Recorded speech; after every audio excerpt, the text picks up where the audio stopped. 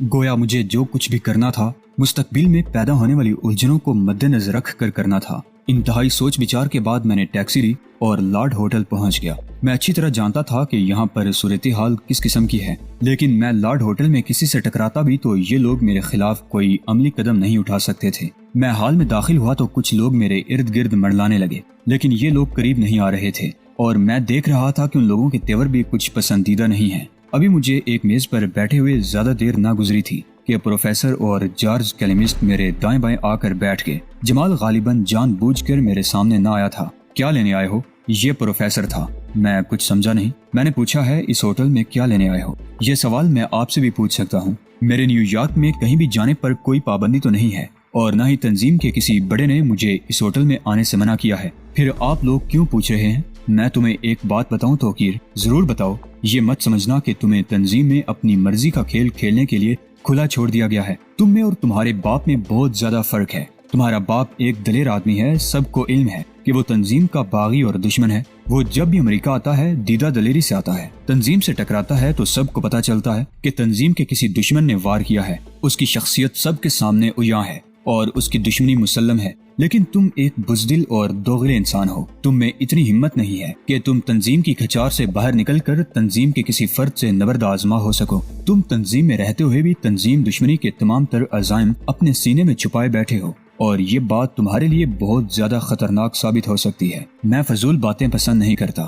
ویسے ایک بات بتاؤ، آخر تم نے یہ دوغلا پن کیوں اختیار کر رکھا ہے؟ تمہیں جرلی سے دلچسپی ہے، اس سے شادی کرو اور پاکستان چلے جاؤ۔ آخر تم تنظیم میں رہ کر بھی تنظیم کو نقصان پہنچانے کی کیوں در پہ ہو؟ میں نے پہلے بھی کہا ہے کہ فضول باتیں مجھے پسند نہیں۔ اگر تم ڈاکٹر تنویر ہی کو تلاش کرنا چاہتے ہو تو اس کے لیے کیا تمہارا باپ کم ہے؟ پھر تم کیوں اپنی جان کے در پہ ہو؟ تم تنظیم میں رہ کر کسی صورت میں بھی ایسا نہیں کر سکتے۔ اگر تم ڈاکٹر تنویر کو تلاش کرنا ہی چاہتے ہو تو تنظیم سے بغاوت کر کے تنظیم سے ٹکرا کر ہی ایسا ہو سکتا ہے۔ تم لوگ آخر چاہتے کیا ہو مجھ سے؟ میں نے جلاہٹ میں کہا۔ آنکھ دیکھتی مکھی کو نگلا نہیں جا سکتا۔ تمہاری آنکھ دھوکہ بھی کھا سکتی ہے۔ کیا تم توقیر نہیں ہو؟ ہاں میں توقیر ہوں۔ تو پھر ہماری آنکھ کیسے دھوکہ کھا سکتی ہے؟ مصیبت یہ ہے کہ ہمارے پاس اپنے بیان کی صداقت کے لیے ثبوت نہیں ہے۔ یہ ثبوت کس نے غائب کیے؟ ہمارے آدمیوں کو کس نے قتل کیا؟ یہ ہم اچھی طرح جانتے ہیں۔ ہم ان باتوں کا حساب ضرور چکائیں گے۔ میں اس وقت کچھ پریشان ہوں۔ تم لوگ مجھے تنگ نہ کرو۔ اس ہوٹل میں 2 لڑکیاں ٹھہری ہوئی تھیں، ایک تو لوسی تھی اور دوسری اس کے ہمراہ ایک اور لڑکی تھی۔ وہ لڑکیاں اس وقت کہاں ہیں؟ پروفیسر کا سوال سن کر میں چونکے بغیر نہ رہ سکا۔ کیا مطلب؟ میں نے تشویشناک لہجے میں کہا۔ میرا مطلب تم اچھی طرح سمجھ رہے ہو۔ میرا ان لڑکیوں سے کیسے تعلق نہیں ہو سکتا؟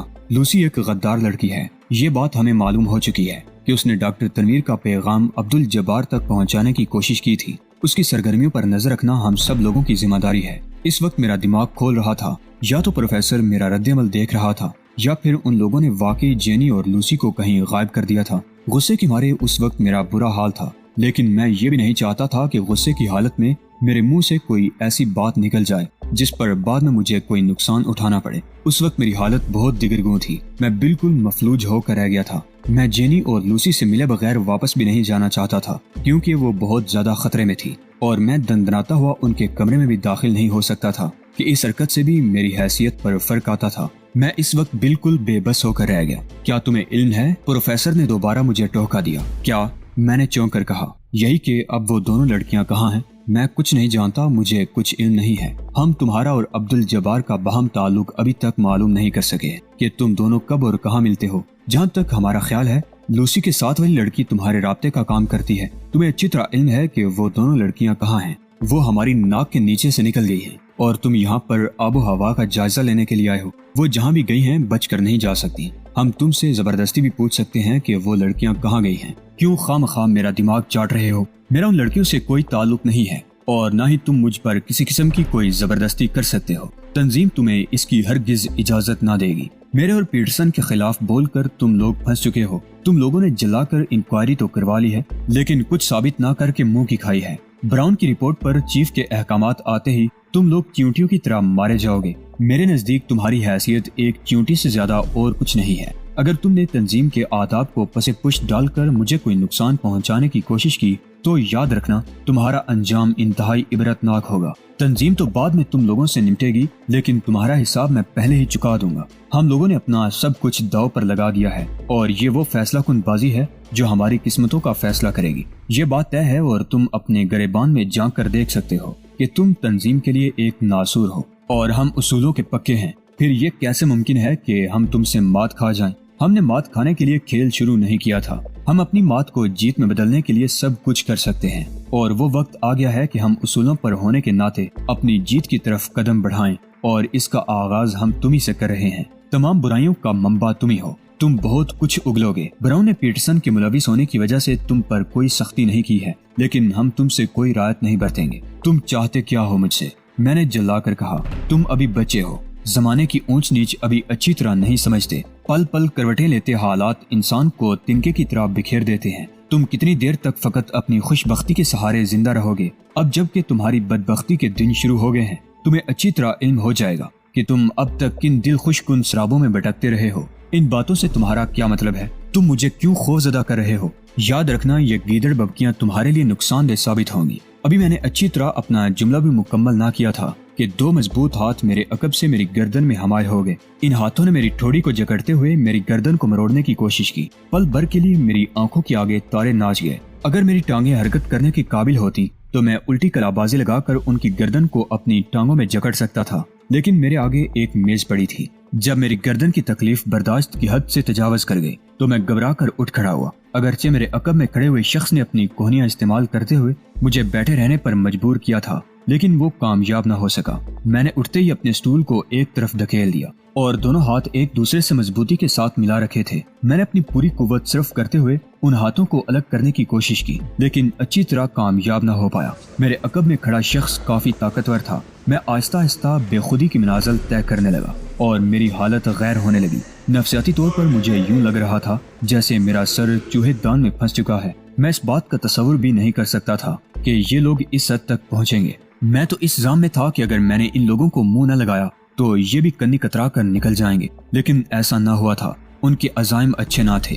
میں نے اپنی دائیں ٹانگ کو اور اٹھایا اور زور سے میز پر دے مارا۔ میز کے ساتھ ہی پروفیسر اور جارج کیلمسٹ بھی دوسری طرف جا اٹھے۔ میز الٹانے سے میرے وجود میں ایک تناؤ سا پیدا ہو گیا۔ میں ابھی تک اپنے عقب میں کھڑے شخص کی جھلک نہ دیکھ پایا تھا۔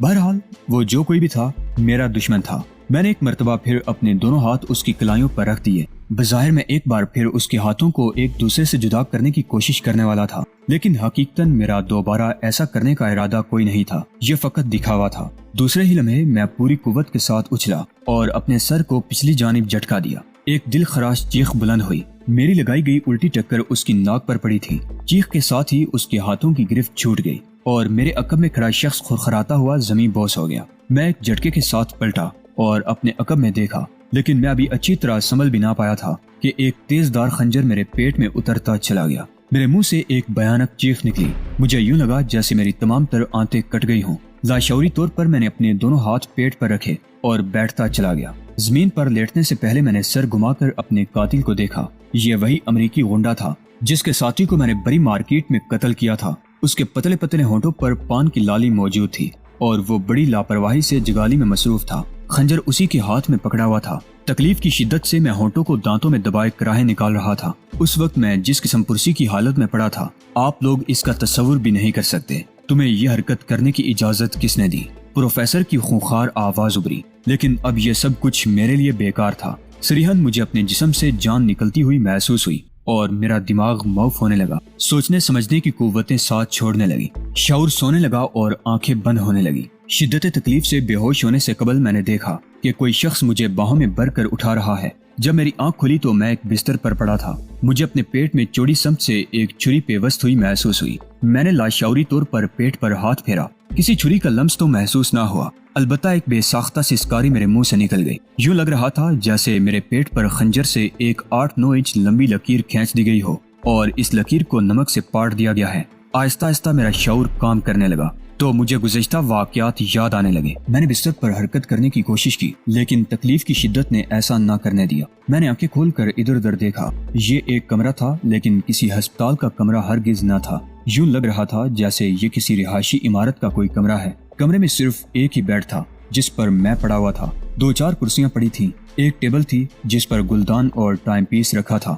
دن کا 1:30 بج رہا تھا۔ اس کمرے کا ایک ہی دروازہ تھا جس پر موٹے کپڑے کا ایک پردہ لٹک رہا تھا۔ میں نے اپنے جسم کا جائزہ لیا۔ اس وقت میرا بالائی جسم بالکل عریاں تھا۔ پاؤں سے لے کر سینے تک مجھے ایک چادر سے ڈانپ دیا گیا تھا۔ میں نے آہستگی کے ساتھ چادر ہٹائی تو یہ دیکھ کر میرے رونگٹے کھڑے ہو گئے کہ ایک لمبے کھجورے کی طرح میرے پیٹ کے زخم پر ٹانکے لگا دیے گئے تھے۔ میں نے اپنے بائیں بازو کو جنبش دینا چاہی۔ پہلی بار احساس ہوا کہ اس جانب میری کوہنی کے پاس ایک پتلی سی نالی کا سرا چمٹا ہوا ہے۔ اس نالی کا دوسرا سرا بلند ہو کر ایک ربڑ کی بوتل میں جا گھسا تھا اور ربڑ کی بوتل میں موجود جامنی رنگ کا سیال اس نالی کے راستے میرے جسم میں داخل ہو رہا تھا کہ ایک تندرست آدمی کی کیا قیمت ہے۔ میں اس وقت جنبش کرنے کے بھی قابل نہ تھا۔ میری زندگی بچانے والوں نے مجھے ہسپتال میں داخل کروانے کے بجائے کسی عمارت کے کمرے میں لا ڈالا تھا۔ لیکن میری زندگی بچانے والے کون لوگ تھے؟ کیا یہ سب پروفیسر وغیرہ نے کیا تھا؟ جب میں زخمی ہو کر گرا تھا تو اس کے فوراً بعد ان میں سے کسی نے مجھے اٹھا لیا تھا۔ اب ظاہر ہے وہ مجھے اٹھا کر اس کمرے میں لے آئے ہوں گے۔ بے ہوش ہونے سے قبل میں نے پروفیسر کی آواز بھی تو سنی تھی۔ اس نے مجھ پر حملہ کرنے والے کی مذمت کی تھی۔ میں انہی خیالات میں تھا کہ پردے کے پیچھے آہٹ ہوئی۔ پردہ سرکا اور ایک وجیہہ شکل نوجوان اندر داخل ہوا۔ اس نوجوان کو دیکھ کر میری بمیں سکڑ گئیں۔ یہ نوجوان 100% انڈین یا پاکستانی تھا۔ اس کے چہرے پر تفکرات کی دبیز لہریں تھیں۔ لباس کی تراش خراش سے یہ ظاہر تھا کہ یہ نوجوان کسی کھاتے پیتے گھرانے سے تعلق رکھتا ہے۔ کیسے ہو توقیر؟ وہ میرے قریب پڑی ہوئی کرسی پر بیٹھتے ہوئے بولا اور اپنا دائیں ہاتھ اس نے میرے رخسار پر رکھ دیا۔ اس کی آواز میں حقیقی ہمدردی کا ایسا تاثر تھا کہ میں اسے سنجیدگی سے محسوس کیے بغیر نہ رہ سکا۔ یہ نوجوان نہ جانے کون تھا، بہرحال اس نے بڑی نفیس اردو بولی تھی۔ تم کون ہو اور میرا نام کیسے جانتے ہو؟ تمہارا نام کیا ہے اور میں اس وقت کہاں ہوں؟ میں نے اس پر سوالات کی بوچھاڑ کر دی۔ تم اپنے آپ کو مطمئن رکھو، تم اس وقت دوستوں میں ہو۔ تم کون ہو؟ میں نے اسے تنقیدی نگاہ سے دیکھتے ہوئے کہا۔ یہ نوجوان بالکل میرا ہم عمر تھا۔ تم مجھے اپنا بھائی سمجھو، لیکن اس وقت اپنے دماغ کو زیادہ پریشان نہ کرو۔ یہ تمہاری حالت کے لیے ٹھیک نہیں ہے۔ تمہاری جلد تندرستی کے لیے ضروری ہے کہ تم ذہنی طور پر پرسکون رہو۔ تمہاری اطلاع کے لیے میں صرف اتنا بتا سکتا ہوں کہ جن لوگوں نے تمہیں زخمی کیا تھا انہوں نے تمہیں بے یار و مددگار ایک ہسپتال میں پھینک دیا تھا۔ وہاں سے چند لوگ تمہیں اٹھا کر یہاں لے آئے۔ یہاں پر تم مکمل حفاظت میں ہو۔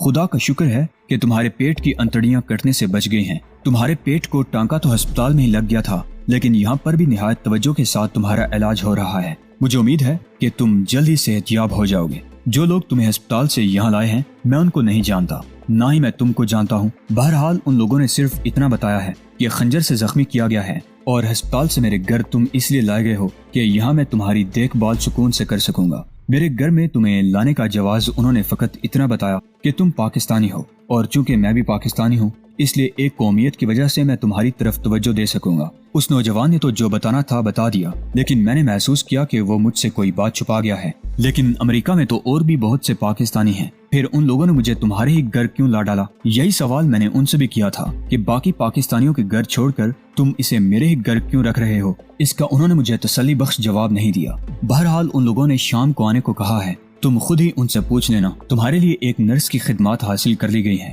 وہ تمہاری ضروریات کا ہر طرح خیال رکھے گی۔ کسی بھی قسم کی پریشانی میں مبتلا ہونے کی کوئی ضرورت نہیں ہے۔ یہ نوجوان مجھے تسلیاں دے کر چلا گیا اور میں حالات کی اس نئی کروٹ پر غور کرنے لگا۔ اس نوجوان نے کہا تھا کہ میں اس وقت دوستوں کے درمیان تھا۔ اگر یہ صحیح تھا تو پھر میرے یہ دوست کون تھے؟ میں کن لوگوں کے درمیان تھا اور کس طرح ان کے پاس پہنچا تھا؟ وہ لوگ کون تھے جو مجھے اسپتال سے اٹھا کر ادھر لائے تھے؟ جینی اور لوسی کا کیا بنا؟ مجھے کچھ معلوم نہیں تھا۔ جب میں اپنے دشمنوں کے درمیان گرا ہوا تھا اس وقت پروفیسر نے ان کے متعلق مجھ سے پوچھا تھا کیا وہ فی الواقع ہوٹل سے غائب ہو گئی تھی اور ان کے ہاتھ نہیں لگی تھی، یا یہ سب مجھے گھیرنے کے لیے ان کی کوئی چال تھی؟ میں جب لارڈ ہوٹل میں پہنچا تھا تو اس وقت سے تقریباً پون گھنٹہ پیشتر میں نے جینی کو اطلاع دی تھی کہ میں جلد ہی اس کے پاس پہنچ رہا ہوں اور وہ میرا انتظار کرے۔ مجھے ویون کے چکر میں زیادہ وقت لگ گیا اور میں نصف گھنٹہ دیر سے لارڈ ہوٹل پہنچا تھا۔ اس کو ہوٹل سے اغوا کرنے کے لیے ہمارے دشمنوں کے پاس خاصا وقت تھا، مگر شاید ان دونوں کے لیے انٹرنیشنل گارڈ کی طرف سے کوئی امداد پہنچ گئی تھی، یہی ممکن تھا۔ جینی نے ان لوگوں کو بتایا ہوگا کہ میں بھی لارڈ ہوٹل میں پہنچ رہا ہوں، اس لیے انہوں نے وہاں رہ کر میرا انتظار بھی کیا ہوگا تاکہ پروفیسر اور جمال وغیرہ مجھے کوئی نقصان نہ پہنچا سکیں۔ شاید ان دوستوں نے مجھے پہچاننے میں دیر کر دی تھی، یا شاید میری اس لیے مدد نہیں کر سکے تھے کہ مجھ پر قاتلانہ حملہ انتہائی غیر متوقع طور پر ہوا تھا۔ وہ لوگ اس حملے کو روکنے میں اسی لیے کامیاب نہیں ہو سکے ہوں گے اور خاموشی سے ان لوگوں کو مجھے ہسپتال میں پھینک کر واپس چلے گئے۔ तो फिर इंटरनेशनल गार्ड वालों ने मुझे भी वहाँ से निकाल लिया और इस इमारत में ले आए, जिस इमारत का मकीन मुझे ये बता चुका था कि वो मुझे सिरे से जानता ही नहीं है। उसने मुझको अस्पताल से लाने वालों से भी अपनी अदम वाकफियत का इजहार किया था। फिर ये सब क्या चक्कर है? तो इसको क्यों मुलविस कर लिया गया है? अगर मेरी वजह से इसे कोई नुकसान पहुंच गया तो फिर कौन जिम्मेदार होगा?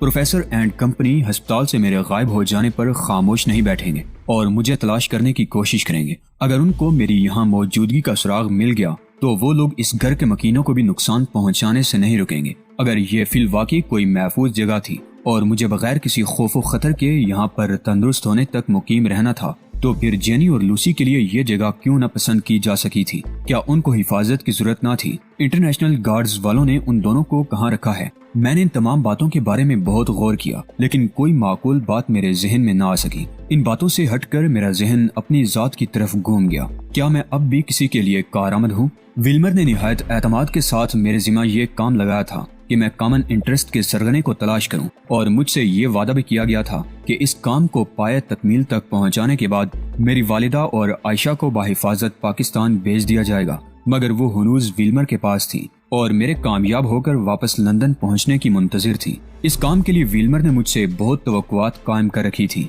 विल्मर के लिए मैं इसलिए मुफीद था कि उसके नजदीक तंजीम में रहते हुए भी तंजीम मेरा कुछ नहीं बिगाड़ सकती थी, क्योंकि अव्वल तो मैं किसी वजह से उनके नजदीक मशकूक नहीं था, और दोइम पीटरसन की वजह से तंजीम के टूटे फूटे अरकान मेरे अज़ाइम को शुबा की निगाह से ना देख सकते थे।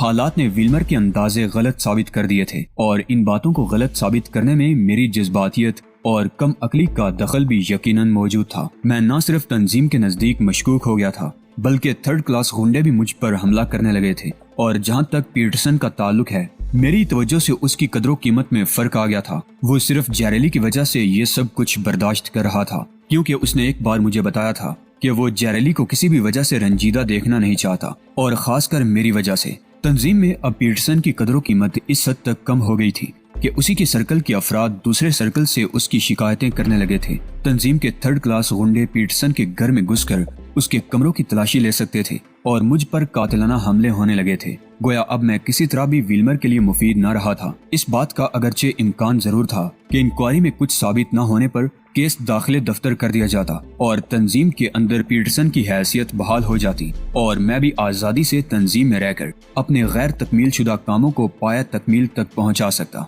लेकिन ये इम्कान सिर्फ 1% था, क्योंकि इंक्वायरी का फैसला पीटरसन के हक में होने के बाद भी मेरी शख्सियत तमाम शुकूक शुबहात से मबरा न हो सकती थी। हर चंद ब्राउन के पास मेरे खिलाफ कुछ भी बाकी नहीं था। तहम मैं ये बात बहुत अच्छी तरह जान गया था कि इन हालात में मेरे लिए कॉमन इंटरेस्ट के सरगना का पता चलाना किसी भी तरह मुमकिन नहीं था।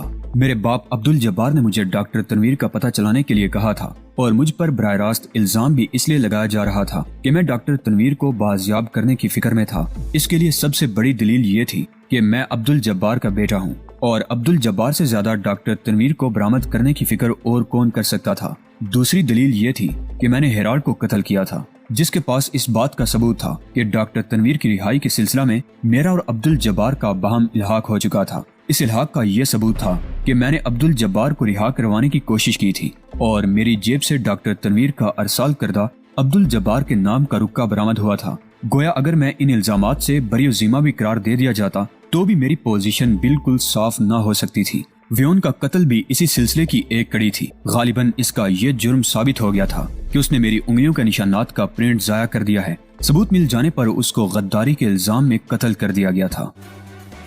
दोस्तों, इसी के साथ आज की किस्त का इख्तिताम होता है। गुजारिश है कि चैनल को सब्सक्राइब करते हुए वीडियो को लाइक शेयर लाजमी कीजिए। अल्लाह निगहबान।